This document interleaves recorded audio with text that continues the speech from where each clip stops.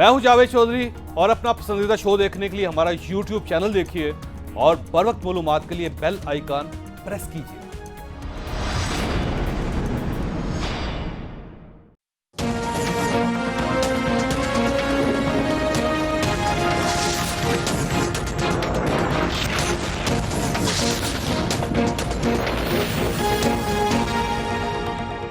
बिस्मिल्लाहिर्रहमानिर्रहीम। लाखों करोड़ों दरूद नबी अकरम सल्लल्लाहु अलैहि वसल्लम पर और उनकी आल पर। आज नैब लाहौर के एहलकार पुलिस की भारी नफरी के साथ अपोजिशन लीडर मियां शहबाज शरीफ की गिरफ्तारी के लिए मॉडल टाउन पहुंच गए। वहां पुलिस और नून लीग के वर्कर्स के दरमियान हाथापाई भी हुई और हल्का सा लाठीचार्ज भी हुआ। मियां शहबाज शरीफ मॉडल टाउन में नहीं थे, लिहाजा पुलिस और नैब दोनों रायविंड पहुंच गए। नैब ने आज मियां शहबाज शरीफ को तलब कर रखा था, लेकिन ये पेश नहीं हुए, लिहाजा नैब पुलिस के साथ गिरफ्तारी के लिए मुलजम के घर पहुंच गई। शहजाद अकबर मियां शहबाज शरीफ की गिरफ्तारी का पहले ही से अंदिया दे चुके थे। नैब का रेफरेंस इस वक्त इख्तितामी मराइल पे है, वो फाइल होने वाला है, तो इनके लिए इस वक्त जो है बड़ा सख्त किस्म की परेशानी लायक है। ईद भी आ रही है, उधर से नैब का रेफरेंस भी तैयार है। हमारी भी पूरी कोशिश और ख्वाहिश जिस तरह आप लोगों की है कि ये रेफरेंस जल्द अज जल्द कंप्लीट हो, इसका ट्रायल हो, ये हमारी डिमांड भी है, अदालत से भी है, नैब से भी है कि इसका डे टू डे ट्रायल करें। और नैब से ये भी कहते हैं कि इनका नाम ECL पर डलवाएं, और शहबाज शरीफ से भी कहते हैं कि अगर आपका दामन साफ है तो बिल्कुल आप लंदन जाने की जरूरत नहीं, लंदन में बहुत खतरा है। झाड़ू का मुझे पता नहीं है, लेकिन मुख्तलिफ केसेस आपने देखे हैं, और वो मेरा ख्याल है झाड़ू वाली बात सही सुन के शहबाज शरीफ साहब ने अपने आप को एक दफा फिर सेल्फ क्वारंटाइन कर लिया। गिरफ्तारी होती है ये नहीं होती, इससे क्या गर्ज है? असल चीज तो ये है कि अब वो मुकदमा चलेगा जो अवाम को जिस चीज का इंतजार है, कि अदालतों में कब काम चलेगा, तो अब तो मामला अदालत में जा रहा है। नैब की आज की कोशिश के बाद चंद सवाल उभर कर सामने आए हैं। पहला सवाल, अपोजिशन एतराज कर रही है हुकूमत आटा और चीनी के स्कैंडल में मुलव्वस बुज़रा को गिरफ्तार क्यों नहीं कर रही? नैब क्यों आज भी यकतरफा टार्जन है? दूसरा सवाल, बजट इजलास से पहले अपोजिशन लीडर की गिरफ्तारी का क्या मतलब लिया जाए? क्या हुकूमत बजट इजलास नहीं बुलाना चाहती, और अगर बुलाना चाहती है तो क्या ये अपोजिशन के बगैर बजट पास करवा लेगी? और तीसरा सवाल, नून लीग 6 माह से पस मंजर में थी, क्या आज के इकदाम ने नून लीग को एक बार फिर सियासी जिंदगी नहीं दे दी? किसको नुकसान हुआ और किसको फायदा हुआ? हम आज के प्रोग्राम में ये सारे सवाल डिस्कस करेंगे, हमारे साथ रहिएगा।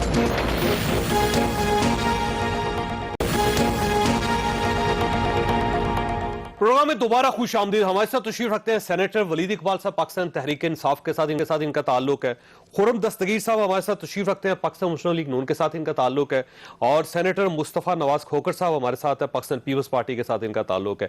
खुर्रम साहब, ये फरमाइएगा सर, देखिए नैब ने आपको 4 मरतबा बुलवाया, आप वहां नहीं गए, अब नैब के पास गिरफ्तारी के अलावा क्या ऑप्शन बचता है? और जब वो गिरफ्तार करने के लिए आए तो मियां शहबाज शरीफ साहब उनको मिल ही नहीं रहे। अगर इसमें आप घबरा क्यों रहे हैं सर, भाग क्यों रहे हैं नैब से? जो सब कमाल कर रहे हैं, मुस्लिम लीग नून और कितने हुकूमत खाने सहे। एक तवील लिस्ट है, कमरुल इस्लाम और हनीफ अब्बासी, हाफिज नुमान, साद रफीक, सलमान रफीक, नवाज शरीफ, मरियम नवाज, शहबाज शरीफ, हमजा शहबाज जो अभी भी जेर हिरासत हैं, शाइफा खान, एहसन इकबाल, मिफ्ता इस्माइल, राना सनाउल्लाह। तो हमने तो कानून के आगे बड़ा सर तस्लीम कम किया है। लेकिन हर केस मुख्तलिफ है, हर शख्स मुख्तलिफ है। अब देखिए मियां शहबाज शरीफ साहब से उन्होंने 17 अरब रुपए का हिसाब लेना है, आपके पास यकीनन रसीदें तो होंगी, जवाब भी होगा, तो आप पेश करें नैब के सामने। जी, नैब को गिरफ्तारी क्यों जरूरी है शहबाज शरीफ की? क्या ये मामला अदालत में क्यों नहीं सबूतों और शवाहिद के साथ पेश किया जा सकता? पहले भी 133 दिन शहबाज शरीफ को हिरासत में रखा, सिफर नतीजा आया, तब भी बड़े इल्जाम थे, यही जो इल्जाम लगाने वाले थे यही लोग थे तब भी। और 133 दिन के बाद लाहौर हाई कोर्ट को लिखना पड़ा कि नैब बदनीयत है और इनके पास कोई सबूत नहीं है। तो बजाय ये कि ये कानून पर भरोसा करें, ये जो है यहाँ फॉशिज्म का एक बरहना रक्स हो रहा है जो हम देख रहे हैं कि भाई अवाम कोरोना से मर रहे हैं लेकिन शहबाज शरीफ को गिरफ्तार करो, किसान टिड्डी दल से मर रहा है, शहबाज शरीफ को गिरफ्तार करो, जो पाकिस्तान के रहने वाले आटे और चीनी की महंगाई से मर रहे हैं, शहबाज शरीफ को गिरफ्तार करो। तो ये हुकूमत जो है ये बिल्कुल ज़हनी और अखलाकी दिवालियापन का शिकार है, और उनके पास सिर्फ हर चीज का एक ही जवाब है कि शहबाज शरीफ को गिरफ्तार करो। तो शायद हमारी जो एक कातिलाना कौन सा ये पार्टी का फैसला है कि शहबाज शरीफ साहब गिरफ्तार नहीं होंगे इस बार? जी नहीं, अगर नैब की ऐसी जगह जाती है जहां शहबाज शरीफ साहब मौजूद है, तो वो गिरफ्तारी में वजामत नहीं करेंगे, वो गिरफ्तार होंगे। लेकिन बहरहाल वो पहले भी 133 दिन जो है इसी नैब की हिरासत में रह चुके हैं, और ऐसे वक्त में जबकि नैब के अपने अंदर जो है कोरोना फैला हुआ है नैब दफ्तर लाहौर में, और एक ऐसे शख्स को जो कैंसर सर्वाइवर है उसको वहां लेकर जाना, तो ऐसा मेरा आपसे सवाल ये है कि शहबाज शरीफ गिरफ्तार होते हैं और नैब की वजह से उनको कोरोना हो जाता है, उसकी जिम्मेदारी कौन लेगा? उनकी जिंदगी की जिम्मेदारी कौन लेगा? कोई लेने के लिए तैयार नहीं है। ये सिर्फ इमरान खान का बुग़्ज़ है, उनका जो है एक ऑपोजिशन को सप्रेस करने का जो तरीकेकार है वो खुलकर सामने आ रहा है। और जो प्रेस कॉन्फ्रेंस करते हैं उनके जो मुशीर साहब है, वो पिछले 22 महीनों में गालिबन 24 प्रेस कॉन्फ्रेंस कर चुके हैं, अभी तक एक प्रेस कॉन्फ्रेंस भी रेफरेंस बनकर अदालत में दाखिल नहीं कर सके। ये है रिकॉर्ड, सिफर रिकॉर्ड है। ठीक हो गया, आपका नुक्ता बहुत अच्छा है वली साहब, क्योंकि आप खुद बैरिस्टर है सर, पूरी जिंदगी आप भी केस लड़ते रहे हैं सर। ये व्हाइट कॉलर क्राइम है, ये जाहिर है कोई कत्ल का मुकदमा तो है नहीं जिसमें मुलजम की गिरफ्तारी जरूरी है। आपके पास एविडेंस हैं, आप रेफरेंस तैयार करें, अदालत में ले जाएं, अदालत उनको गिरफ्तारी का हुक्म देती है, उनके खिलाफ फैसला कर देती है तो जेल चले जाएंगे। ये इतना पुलिस लेके उनका पीछा करने की क्या जरूरत है? जी मैंने सबसे पहली बात जो अर्ज करनी है वो ये है कि जो नैब की कार्रवाई है वो आज की है या आज से 2 दिन पहले की है या 2 महीने पहले की है, उसका वफाकी हुकूमत या क्योंकि ये लाहौर में था पंजाब हुकूमत के साथ कोई ताल्लुक नहीं है। नैब अपनी कार्रवाई अपने काम के मुताबिक, अपने कानूनी मैंडेट के मुताबिक करता है, और जिस तरह वो अगर उसमें कोई नेकी बदी है, कोई कमी बेशी है, तो वो सारी नैब के खाते में जाती है। कोई अगर उसमें ज्यादती है या अगर कोई जुल्म है या कोई किसी को निशाना बनाया जा रहा है, अगर सो कॉल्ड, अब ये इतनी लंबी फहरिस्त नामों की जो ली है खुर्रम दस्तगीर साहब ने, मैं साथ साथ हर नाम के साथ साथ गिनवाना शुरू कर देता हूँ कि क्या क्या जुराइम जो है उनके लिए वो केसेस के अंदर इन्वॉल्व है। वो लेके अजीजिया मिल्स के केस से, चौधरी शुगर मिल्स के केस से, $42 मिलियन की मनी लॉन्ड्रिंग से लेकर ये जो शरीफ फैमिली है उनके 10 साल में जो असासे हैं वो 1998 से 2018 तक असासों की जो है मालियत। नहीं वली साहब, आपकी बात दुरुस्त हो सकती है, उसको मैं चैलेंज नहीं करता, ऐसा ही होगा, लेकिन मियां शहबाज शरीफ के ऊपर 17 अरब रुपए की मनी लॉन्ड्रिंग का केस है। ये केस है ना जो शहजाद अकबर साहब ने बयान किया था, उसके मुकाबले में सिर्फ चीनी का जो स्कैंडल है सर वो 100 अरब, 125 अरब, 150 अरब रुपए का है। साथ अगर आटे का स्कैंडल ले लें तो 200 अरब रुपए का, 100 अरब रुपए का, 40 अरब रुपए का, तो वो स्कैंडल भी निकल आएगा। तो उसमें क्यों नहीं गिरफ्तारी हो रही है अब तक? और अब की BRT ना भूले जॉर्ज साहब, ये जो है ना, ये जो केस जिसमें आज गिरफ्तारी करने के लिए वो आए थे नैब वाले, जहां तक मेरे इल्म में है वो केस जो है इसका ताल्लुक है असासे जो है वो आमदन से कहीं ज्यादा है, और उसकी वो एक्सप्लेनेशन जो है वो मांग रहे हैं। मुझे उसके अमाउंट का तो इल्म नहीं है, लेकिन जो आपने चीनी के स्कैंडल की बात की है और उसमें जितने अरब रुपए का आप कह रहे हैं सिलसिला इन्वॉल्व है, या आटे के स्कैंडल की, तो ये सारे जो हैं आपके ख्याल से ये इंक्वायरी किसने करवाई है, फोरेंसिक रिपोर्ट किसने मंगवाई है, उसको मंजर-ए-आम पे कौन लेके आया? गिरफ्तारी अभी तो होनी चाहिए ना, इसमें नैब तो एक्टिव ही नहीं हुई अभी तक। जनाब ये मैं फिर से अर्ज कर रहा हूं जी, मैं नैब का तो तर्जुमान नहीं हूं, इसलिए उसका जवाब तो आप नैब से ही लेंगे जी। हुकूमत तो यही कर सकती है ना कि वो केसेस रेफर कर सकती है, और काबीना अप्रूव कर चुकी है कि शुगर के जो फोरेंसिक रिपोर्ट आई है उसके नतीजे में ये जो 6 फैमिलीज का, शुगर ग्रुप्स का जो सैंपल लिया गया है उसको वसी तर करके बाकी 80 जितनी 70-80 मिले हैं उनको भी मिला करके सबकी प्रोसिक्यूशन की जाए, और सबकी प्रोसिक्यूशन नैब में भी हो, और FIA भी करे, FPR भी करे, और एंटी करप्शन वाले भी करे, तो सब कोई भी नहीं पूछा जाएगा। बिल्कुल। खोगर साहब ये फरमाइएगा सर, आपकी तरफ से पाकिस्तान पीपल्स पार्टी की तरफ से ये एतराज किया जा रहा है कि बजट इजलास से पहले मियां शहबाज शरीफ साहब की गिरफ्तारी का मतलब यह है कि शायद गवर्नमेंट बजट पेश ही नहीं करना चाहती, और अगर करना चाहती है तो वो अपोजिशन के बगैर उसको मंजूर करवाना चाहती है। तो आप इसको बजट के रेफरेंस में देख रहे हैं इस गिरफ्तारी के लिए, इस कोशिश के लिए? जी बिल्कुल चौधरी साहब, इसमें बज़ाहिर तो ऐसे ही नजर आ रहा है, लेकिन मैं ये समझता हूँ कि हुकूमत को बजाय ऑपोजिशन के लीडरान की गिरफ्तारी करके इस सारे प्रोसेस को, बजट के प्रोसेस को पास कराने की कोशिश करने से बेहतर होगा कि अगर हुकूमत अपने मेंबरान के ऊपर तवज्जो दे, और मेरा ये फेयर एनालिसिस है कि इस वक्त हुकूमत के अपने जो मेंबरान हैं उनके अंदर काफी ज्यादा ग्रीवेंसेज हैं, हुकूमत के इत्तेहादियों में बहुत ज्यादा ग्रीवेंसेज हैं, और वहां पर हुकूमत के जो MNA है, जो दीगर और इनके साथी हैं, वो इनकी कारकर्दगी से खुश नहीं है, MNA से मिलते नहीं है, उनके काम नहीं होते, कोई फंड्स नहीं मिले। तो बजाय इसके कि हुकूमत अपोजिशन के ऊपर और अपोजिशन को दबाने पर तवज्जो दे, बेटर एडवाइस के अपने रैंक्स में देखें कि शायद वो मतलूबा तादाद खुद ही हासिल ना कर सकें जो बजट पास कराने के लिए जरूरी होती है। दूसरी जो अहम चीज मेरी नजर में चौधरी साहब, कि इस वक्त हमें अपनी नेशनल प्रायोरिटी तय करनी चाहिए। अगर इस वक्त हमारी नेशनल प्रायोरिटी में सर फहरिस्त अपोजिशन लीडरान की गिरफ्तारी है, तो माजरत के साथ ये बहुत बड़ी ज़हनी पस्ती का सबूत है। इस वक्त हमारी नेशनल प्रायोरिटी नंबर 1 होनी चाहिए कोरोना। आज तकरीबन 3,800 नए केसेस पाकिस्तान में रिपोर्ट हुए, तो अब तक सबसे बड़ा जंप है, और 78 अमवात हैं आज के दिन। जी हाँ। और फिर इसी तरह हमारा जो फूड सिक्योरिटी है, कोरोना के बाद हमारा सबसे बड़ा जो अल्लाह ना करे खुदा ना खास्ता जो अगर इशू हो सकता है वो हमारी फूड सिक्योरिटी है। अक़वाम मुत्तहिदा कह रहा है कि ग्लोबल सप्लाई चेन डिस्टर्ब है, कहत कई ममालिक में आ सकता है, हमें उसके ऊपर तवज्जो देनी चाहिए।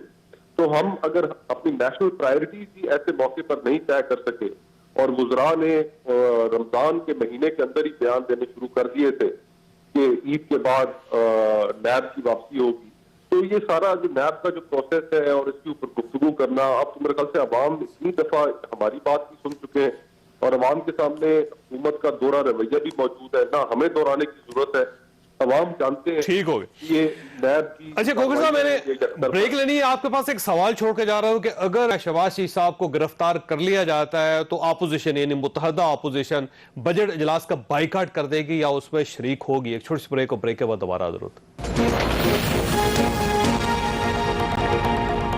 प्रोग्राम में दोबारा खुशामदीद। खोखर साहब, ये फरमाइएगा कि अगर मियां शहबाज शरीफ साहब की गिरफ्तारी हो जाती है तो आप लोग बजट के इजलास का हिस्सा नहीं बनेंगे या जाएंगे?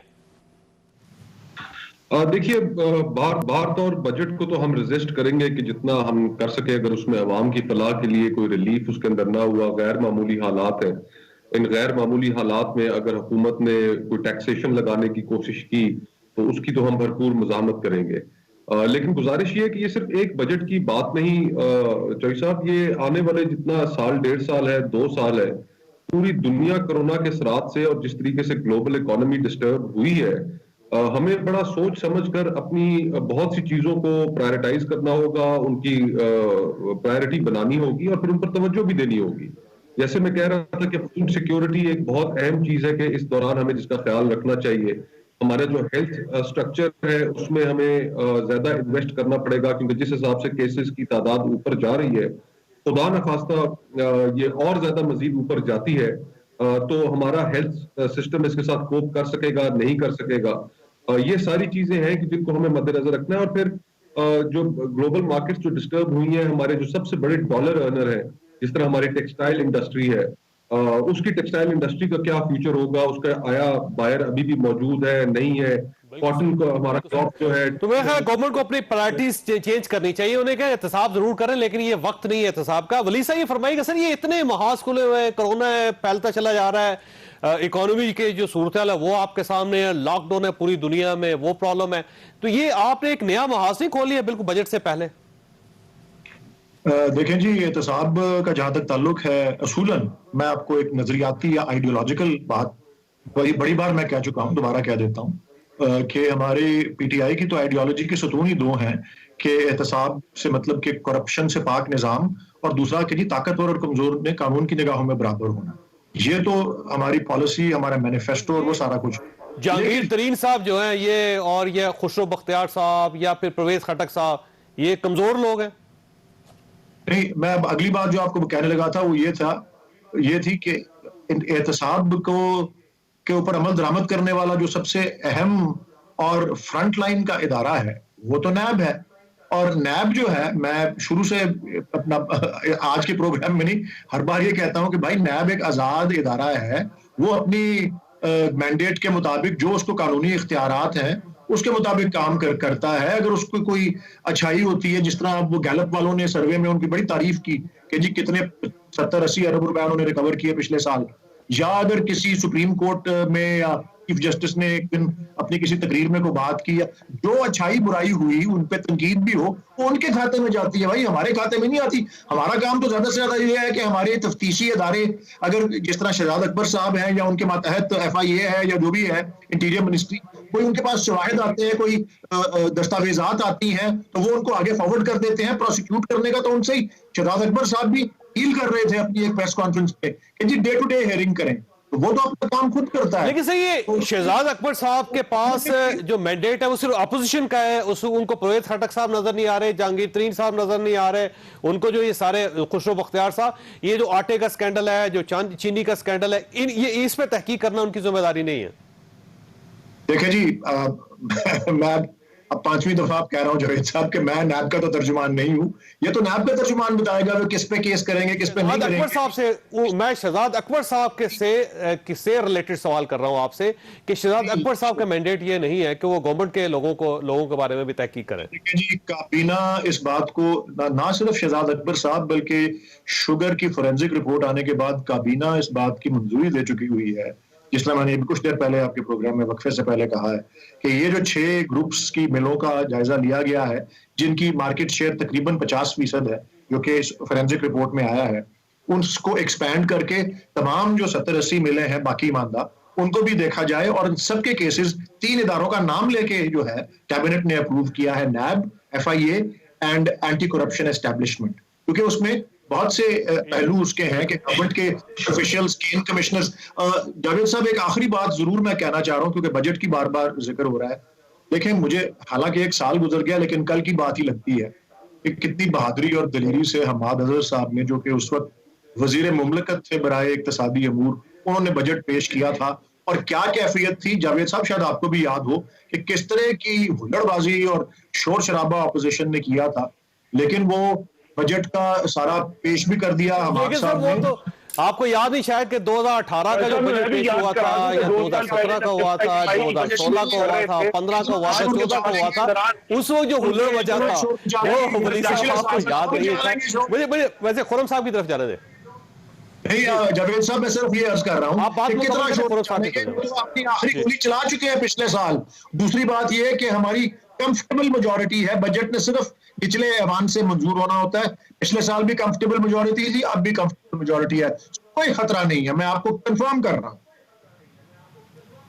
जितना मर्जी होगा डाल दें। साहब, वो ख्याल ये उनका कि नैब एक आजाद इदारा है, आजाद इदारा किसी के खिलाफ भी तहकीकात कर रहे हैं, अगर वो परवेज खटक साहब के खिलाफ नहीं कर रहा है, जहांगीर तरीन साहब तो वो अपनी मर्जी से नहीं कर रहा, गवर्नमेंट का कोई असर नहीं है उसके ऊपर। और आप तो जाहिर है अगर आपने करप्शन किया तो आपसे सवाल तो पूछने जाने चाहिए। साहब, चीनी में जो वजीर आजम ने एक्सपोर्ट की इजाजत देकर 55 रुपए से 90 रुपए चीनी कीमत बढ़ाने में सहूलतकार का किरदार अदा किया है, वजीर आजम को पकड़े ना सबसे पहले।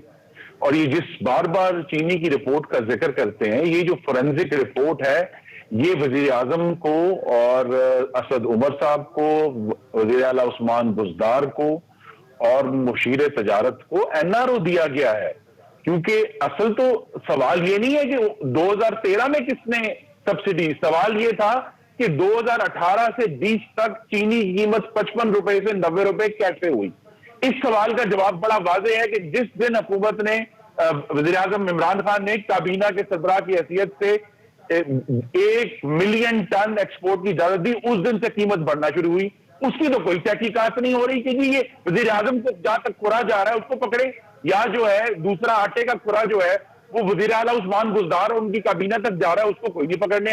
ITB का खुरा जो है 2 बड़े मेजर वफाकी वज़रा है काबीना में बैठे हैं, उन तक जा रहा है, उसको तो किसी ने 1 सेकंड के लिए भी गिरफ्तार नहीं किया। या इससे पहले दवाइयों का स्कैंडल हुआ, वो जो वजीर साहब को हटाकर ये बड़ा सिंपल सा आपका जवाब है कि अगर फर्ज करें कि एक किसी कातिल को पकड़ने के लिए पुलिस जाए, वो कहे जी देखे 2 मोहल्ले कातिलों के भरे पड़े हैं, पहले आप उनको गिरफ्तार कर ले, फिर मेरे पास आ सर, हर शख्स का अलग जुर्म है, उसकी अलग FIR है, उसकी अलग गिरफ्तारी है। बराबर इतलाक होना है।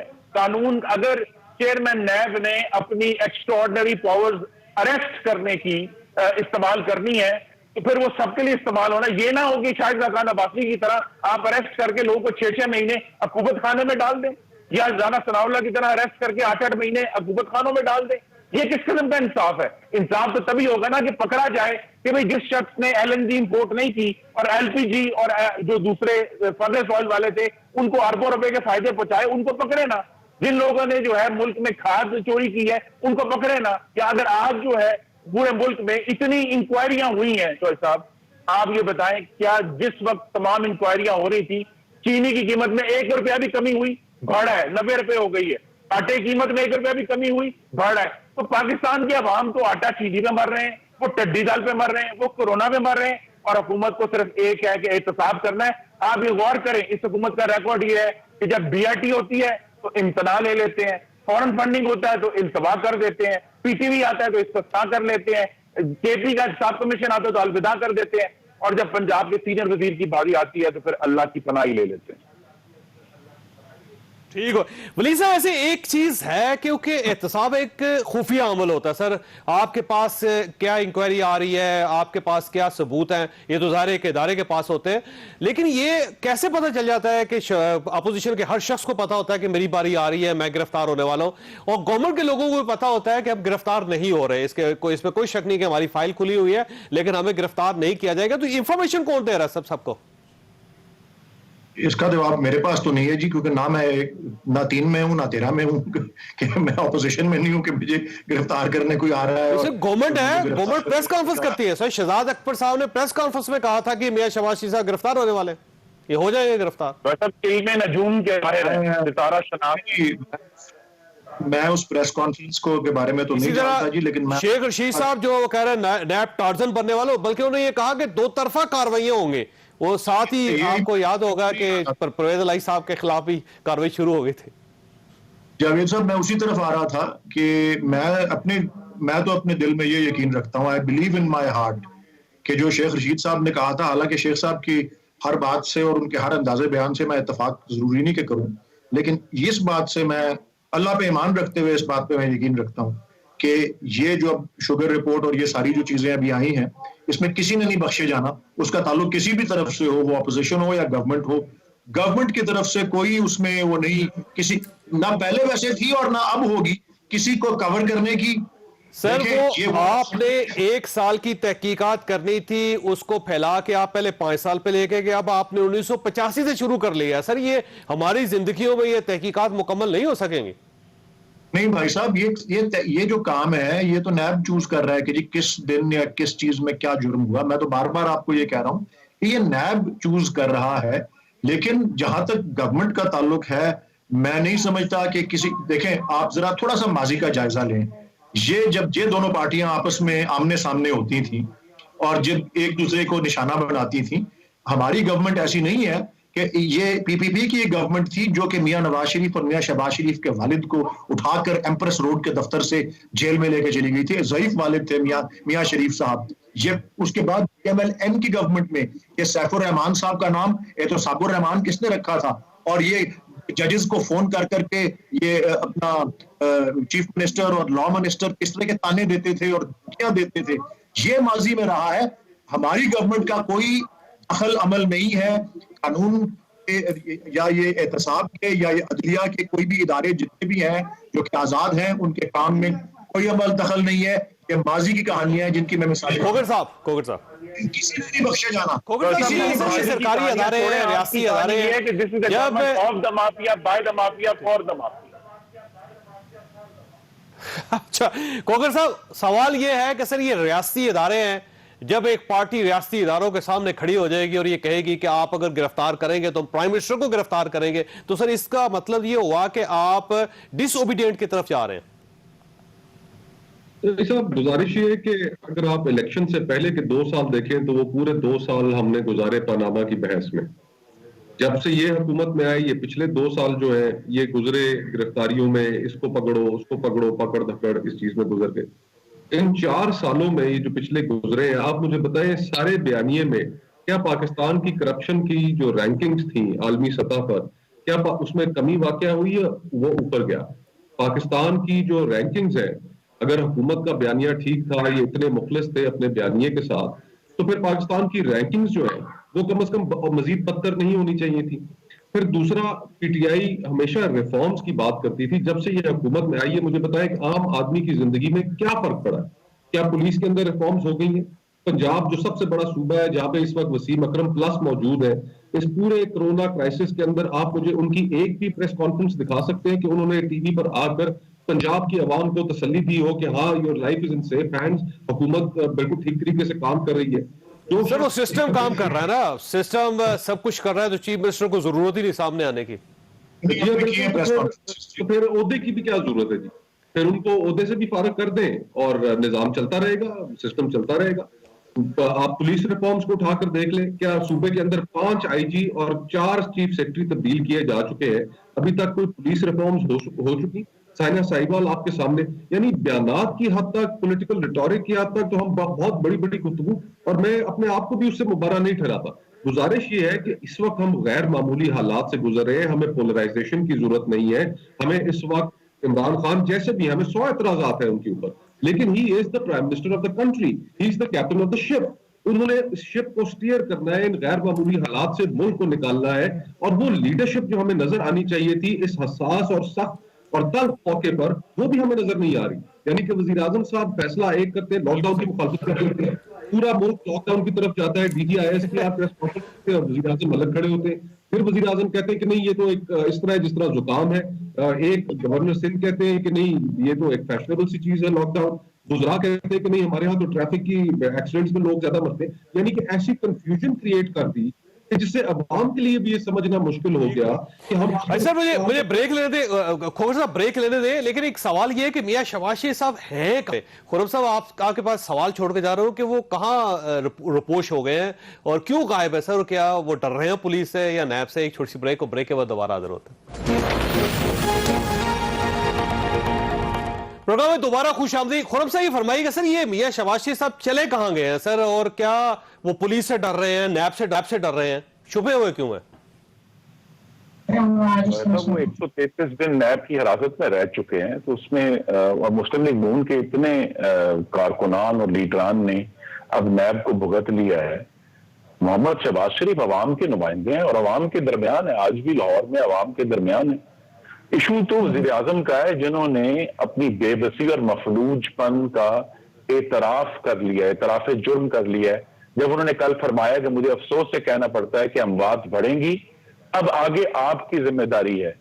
ये क्या है कि आप जिम्मेदारी से फरार हासिल नहीं कर सकते। वज़ीर आज़म को मानना पड़ेगा कि उनकी नाअहली और नालायकी की वजह से हजारों पाकिस्तानियों की अमवात हो रही हैं, और ये कह देना कि ये अल्लाह की तरफ से अजाब आया है और अवाम एहतियात करें और वायरस के साथ गुजारा करना पड़ेगा, ये गुजारे वाली बात नहीं है। अच्छा सर, ये कारकुनों ने ये फैसला किया हुआ है कि वो मियां शहबाज शरीफ साहब को गिरफ्तार नहीं होने देंगे, पुलिस आ जाए, फौज आ जाए, रेंजर्स आ जाए, कुछ भी आ जाए?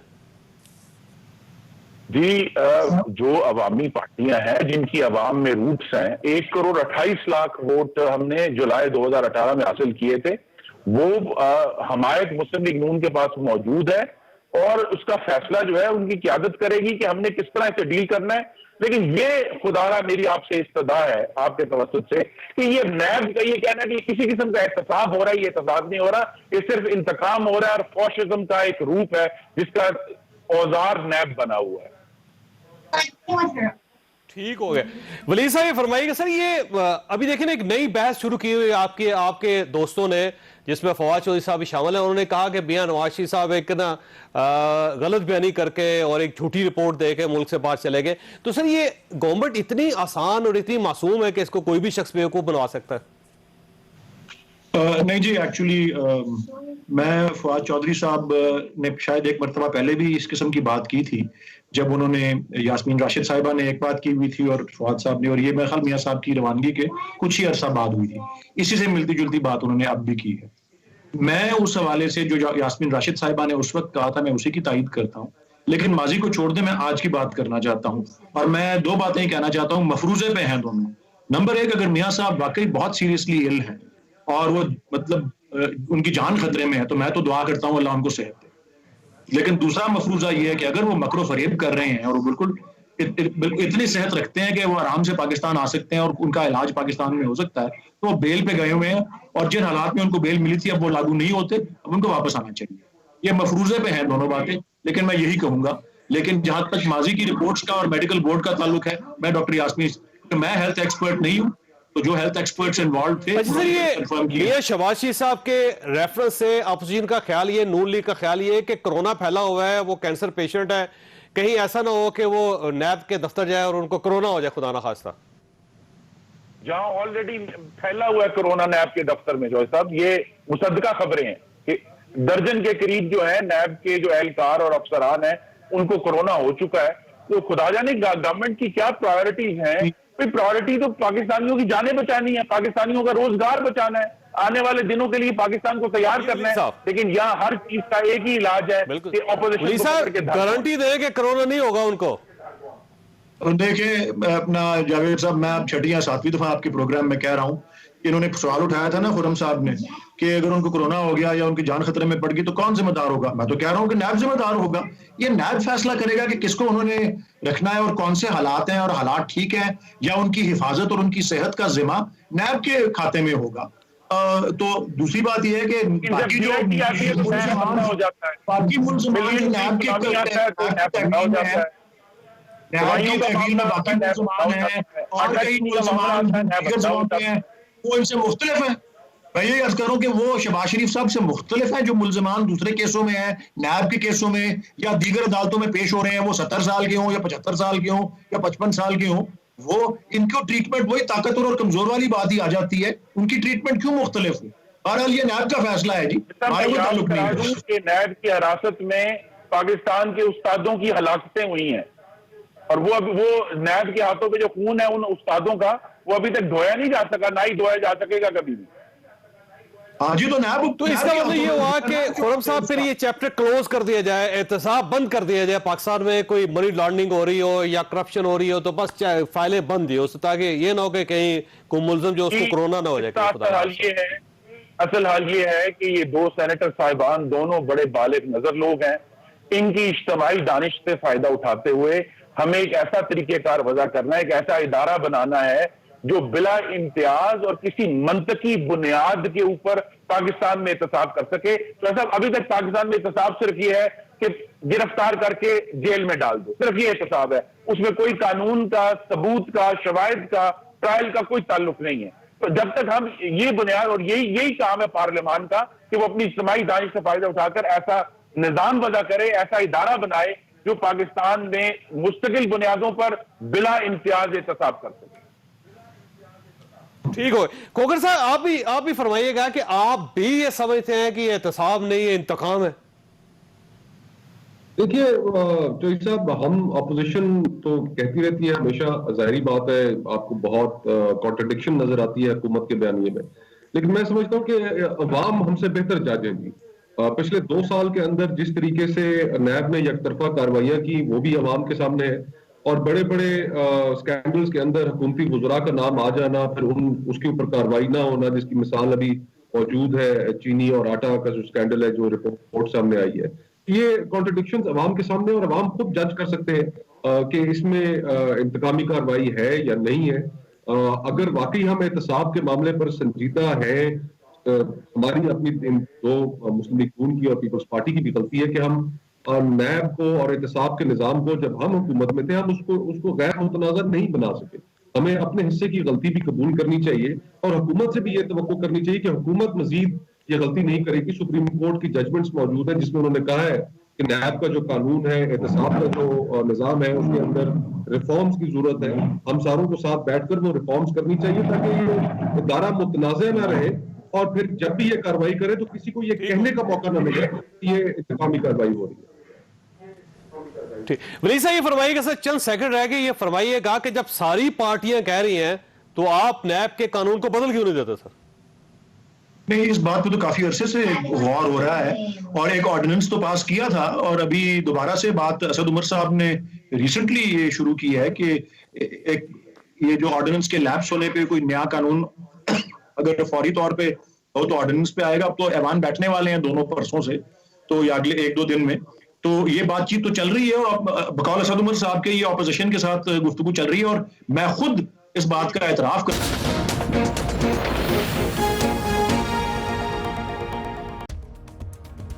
मैं हूं जावेद चौधरी और अपना पसंदीदा शो देखने के लिए हमारा YouTube चैनल देखिए और बर वक्त मालूमात के लिए बेल आइकन प्रेस कीजिए।